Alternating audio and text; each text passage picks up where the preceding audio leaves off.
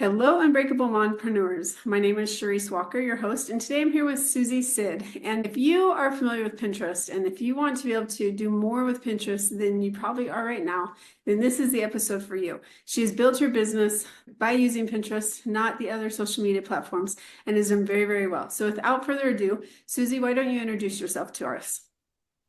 Yes, thank you very much for having me. My name is Susy Cid. I'm a Pinterest strategist, and what this means is that I help brands and entrepreneurs grow their business using Pinterest as a marketing tool. I have been doing this for over 4 years now, help brands all over different niches from retail to e-commerce to bloggers, content creators. And like you said at the beginning, it's just how to use Pinterest and leverage it for your business. What did you start selling? So I discovered the power of Pinterest when I was using it for a chocolate maker, a bean to bar chocolate maker, and it was just one more platform in their social media strategy. But we realized that it was the one that we were capitalizing the most because we were pairing it with our content and then sending people to our products, and that's what was giving the biggest result. So to answer your question, it was a chocolate bar. That is so cool. Okay.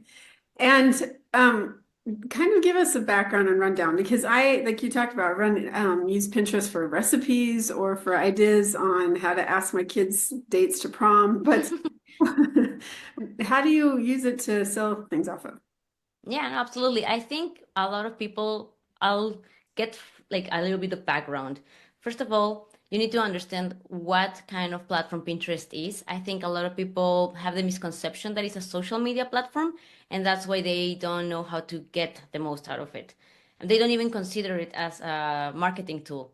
So, first of all, Pinterest is a search engine, a visual search engine, which you need to compare more like with Google or YouTube, where people, and if you think about how you maybe use it on the daily basis, like you say right now, oh, how to ask a date for the prom, like people go with a problem or looking for an idea for a solution, they type in how to ask a date for prom, and they get results in the form of pins, which is like these little rectangular images that you get when you type and search anything on Pinterest. And from there, it takes you to a website where you may find this information. And this may be a blog post that had 11 the best 11 ideas to ask a date for prom. Or in the case of the chocolate bar, it was about the benefits of eating chocolate. So people on Pinterest are looking for an idea, for a solution to a problem. And so they go there specifically and type in for this. This is what opens the perfect opportunity for your brand or your content to be discovered when you match that search with your content. Okay. And what can you sell? Like, what do people sell or who do you help? Is it just product or can you do services? Can you do coaching? What's it involve? So nowadays, it's pretty much anyone. I think it's easier to think who is not for Pinterest. I would say that if you are a product that is highly depending on location, like let's say a restaurant that doesn't have any sort of online offering, like they don't have a blog or they don't have an online store or they don't have like branches all over where maybe you can make reservations. I think like something that is really physical dependent, like sorry, location dependent, that would not be the best platform that I would go for. But other than that, if you have a digital product, if you have a membership, if you have a physical product with an online store, if you just create content, if you write books, if you have a podcast, then Pinterest is a great platform for you. I didn't even think about that.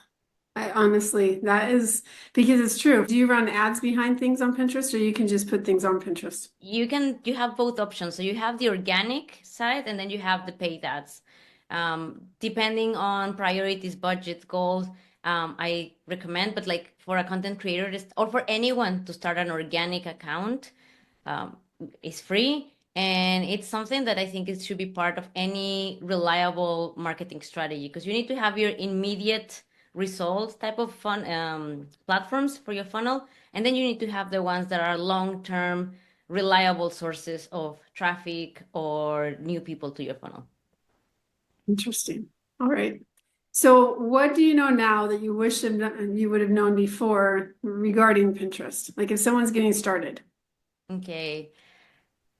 Keywords, which is nothing else but how your audience is thinking about their problem and what wording are they using for it. And this sounds harder than it is because Pinterest actually tells you. So I invite your audience to do a little test. They can open like Pinterest. If you're a Pinterest user, just open your app or on the computer and in the search bar, type in whatever is the broad category of your service or your product, or like in this case, let's say that you have a podcast for mompreneurs. So you could think like uh, mompreneurs business ideas or easy mompreneurs business ideas. And like I said, do this with the keyword or the broad category that applies to you. So if you're a fitness coach, start with like some fitness wording and type in, and then look at what Pinterest suggests, like those auto suggestions that you get. That is Pinterest telling you how your audience is thinking about the problem, not how you think your audience is thinking about the problem, but actually what they're typing. So from there, it's a really easy way to realize, is this a good fit for me, for my business, for what I offer? And then you also get to spot how your competition is actually already using it, which is an exercise that a lot of people get surprised. They're like, oh, I didn't know, and they're my top competitor, and they're already on Pinterest. That is crazy. And so do you think there's a lot of competition on Pinterest, or do you think it's kind of a dirty little secret? I think that in the scale of platforms is still that dirty little secret because Mhm. everybody is trying to get the TikTok views or making it on Instagram or other platforms. I think Pinterest is often like an afterthought. Not so much in the blogger community. I think the blogger community have known about Pinterest for a while, but in other niches, it still is like that thing that is like, what? Wait, can I? What? Um, there's definitely competition in different niches. Like, for example, obviously, recipe food niche is really competitive. Crafts is really competitive. Not to say that there's not space, but it's more competitive, let's say, than the fitness or like coaching or other types of businesses. Okay. Interesting. Okay, so how do you help if our audience were to say, okay, I need your help? How do you do that? How do you get started? Yes, I have different ways. I have training material that they can get in my website, which is fruitfullab.com. And I have training material that is for free. So if you're just getting started and you don't know nothing, you can just read some resources there, get some guides, or just watch a masterclass. Then the second way is that you can work directly with me. Like I have hands-off services. So if you really don't want to learn or care anything about figuring out Pinterest, I take it all off your plate from beginning to end. All you'd receive at the end of the month is, did you get these people to your website? Did we grow your email list? And that's it. And then I have work with you type of thing. So for people who want to try to do it themselves, but they don't want to figure it out and they want some guidance along the way, I have a strategy session that I sell where, like I said, I give you everything, a roadmap, and then you execute, but you can always have the expert in your back pocket and say like, hey, I'm stuck doing this and I'll help you out. So that's kind of like the main three ways. I love those three ways, and those are the best ways because there's something for everyone that way. But how long did it take you to get your program set up? So let's kind of shift gears away from Pinterest for a little bit and let's talk about the business side of things. Because people are always thinking, okay, I want to sell this, I want to do this, I want to become a coach. But how long did it take you to get your actual program set up and established? I started during the pandemic, like many of us. It was a push, not something that I had planned. It was more like we have to do something. And I relied on this skill. But I would say to seriously get it rolling, I think maybe 6 months, a year. Oh, really? Because when I started, we were in the middle of an adventure, Mhm. hopping from town to town because it was COVID times and we just couldn't stay locked. So we were just trying to move in like periods of months.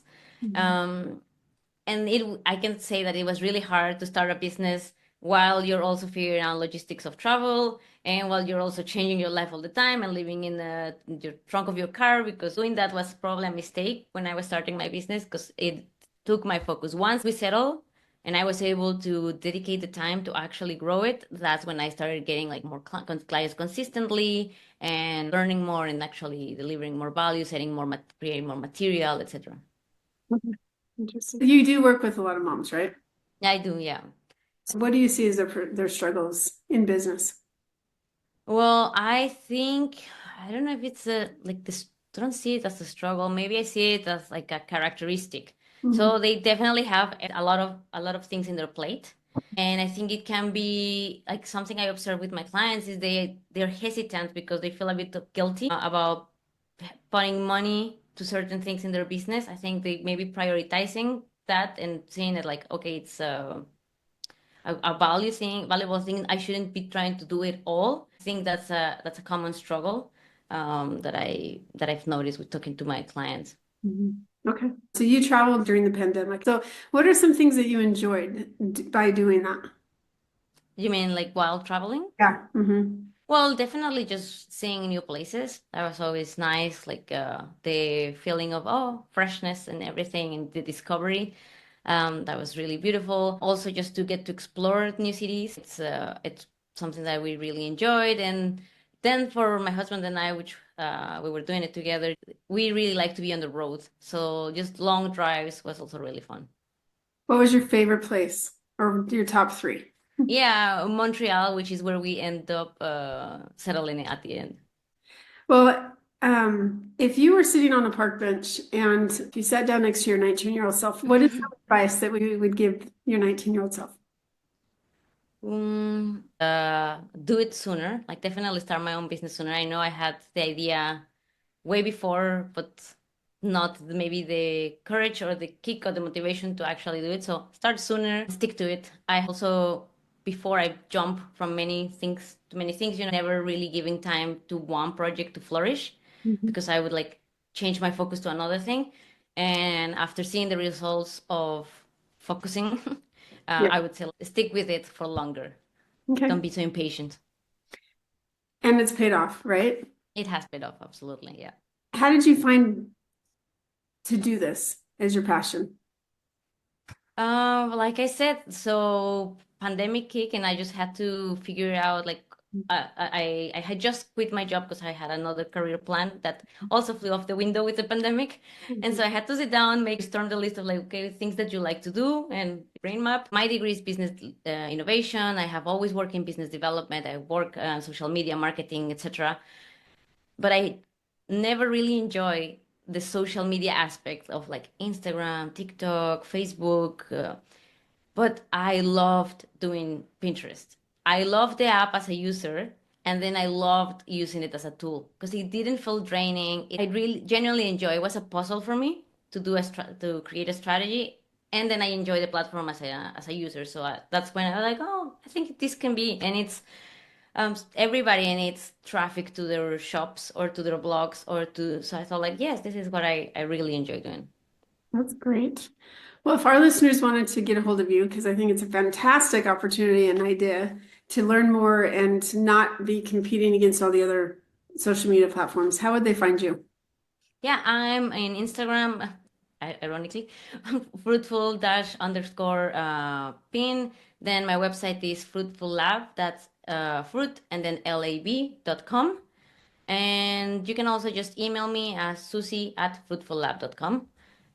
Like either of those ways work. And if anyone of your audience wants to reach out, they can have a free audit and we can go over how they can incorporate their Pinterest to their business. Well, Susy, thank you so much for being on. What a great idea. Thank you. And moms, if you are looking for a different idea and if you find yourself going on Pinterest a lot, then why not use it? And if you have any questions, please reach out to Susy. Go out and make it a great day. Beautiful moms, remember, you are unbreakable. Keep illuminating the world with your strength, pursuing your dreams, and reveling in the splendor of motherhood. This is Charisse Walker, bidding you farewell for now. Stay tuned for more empowering conversations on the next episode of the Unbreakable Mompreneurs podcast. Until then, keep shining bright. Signing off with love, Charisse Walker.